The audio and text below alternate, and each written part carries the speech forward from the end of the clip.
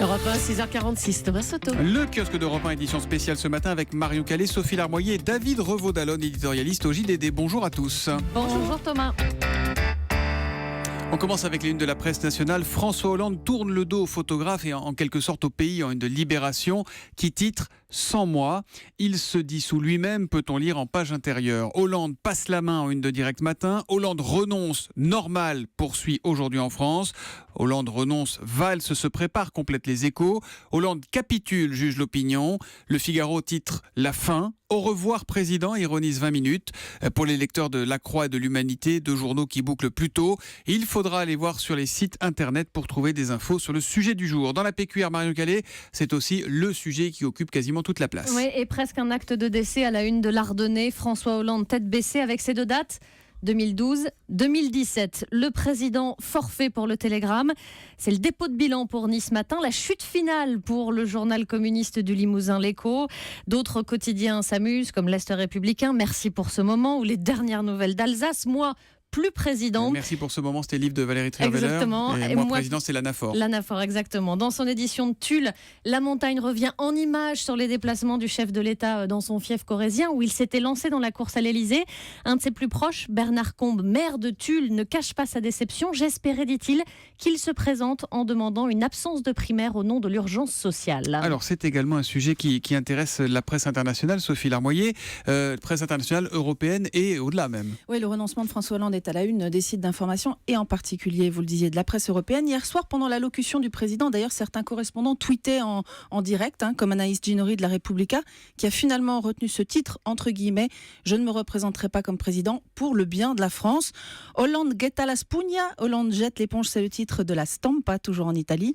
La Süddeutsche Zeitung note que l'impopulaire Hollande renonce à se représenter. Le risque était trop grand pour le pays et son parti. Celui-là, vous ne nous le donnez pas en version originale, je vois. Non, oui. Autre quotidien allemand, la Frankfurter Allgemeine Zeitung écrit que le président laisse une gauche comme un champ de ruines. Un titre qui questionne, 4 ans et demi après le mois président dont vous parliez, Marion, quel est le bilan d'Hollande ? C'est signé La Libre Belgique qui, dans un autre article, fait une suggestion à quelques mois devant, pourquoi pas une finale Mélenchon-Le Pen.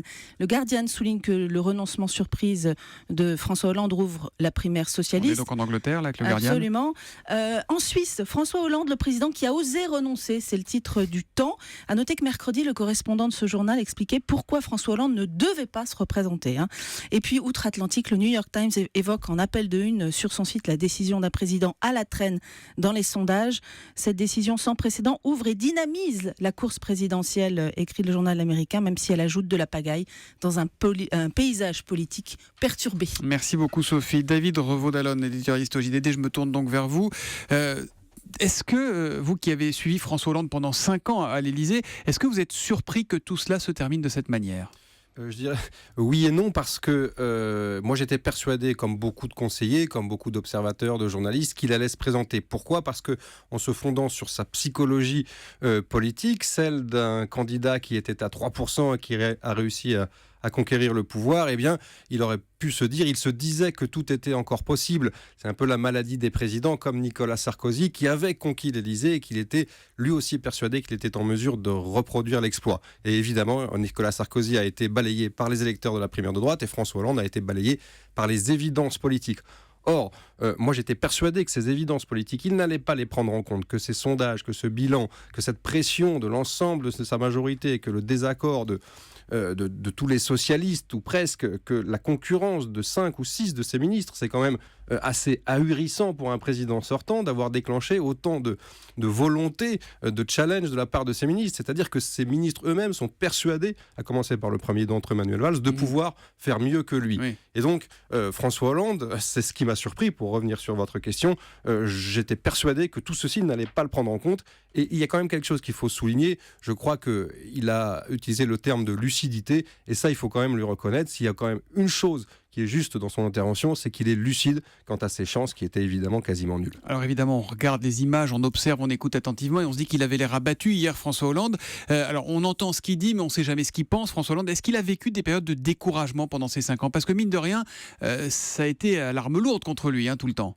Bien sûr, il n'en a jamais laissé rien paraître. Je crois que François Hollande affiche toujours une mine parfois réjouie, en tout cas du moins impassible, même face à ses proches. Mais évidemment, il a éprouvé les difficultés de l'exercice du pouvoir, d'autant plus dans un quinquennat qui a été, on peut le dire, ballotté, où il n'a jamais véritablement eu l'initiative et où il a passé 5 années finalement à subir les événements. On dit qu'il n'a jamais mis le costume de président. Oui, il n'a jamais mis le costume. Alors c'est un petit peu dur, je trouve, parce qu'il y a quand même eu des moments, d'ailleurs, qui sont les 2 seuls moments dans le quinquennat, quand on regarde, c'est absolument ahurissant, où il a repris un peu de poil de la bête dans les sondages, en l'occurrence une vingtaine de points. C'est évidemment les 2 séries d'attentats tragiques qui ont frappé notre pays en janvier et novembre 2015. Mais donc, à part ces 2 moments-là, personne, où il y avait un relatif consensus sur sa capacité à habiter le costume, eh bien, je crois que c'est sa présidentialité et tout ce qui va avec, son autorité, sa capacité à trancher, à décider, à diriger, à manager une équipe.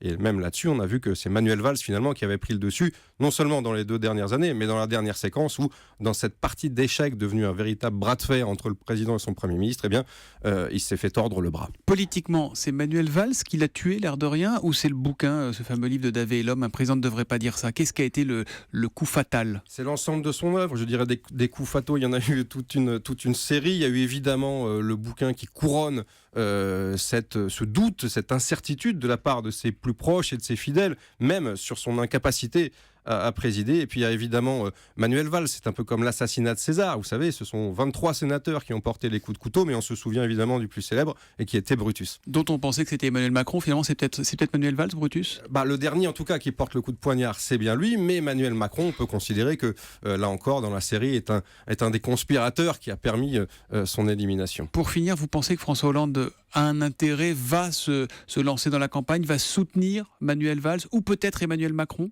C'est possible ça? Moi, j'ai plutôt tendance à penser qu'il lui est difficile de ne pas soutenir Manuel Valls. Pourquoi ? Parce que c'est son bilan. C'est son Premier ministre, c'est son bilan, et qu'évidemment, c'est sa politique. Et donc, a priori, logiquement, il devrait apporter son soutien à son chef du gouvernement. Maintenant, peut-être que ses inclinations personnelles, son goût personnel, sa tendance, son affection pour Macron, malgré tout, va l'inciter à soutenir ce dernier. Mais je parierais plutôt sur Manuel Valls. Merci David Revaud-Dallon, merci également à Marion Calais et à Sophie Larmoyer. D'habitude, on parle aussi télé dans le kiosque. On va juste retenir une chose importante, c'est le Téléthon qui commence aujourd'hui pour faire un don, même tout petit. Ils sont aussi grandement utiles. C'est le 36 37 et téléthon.fr.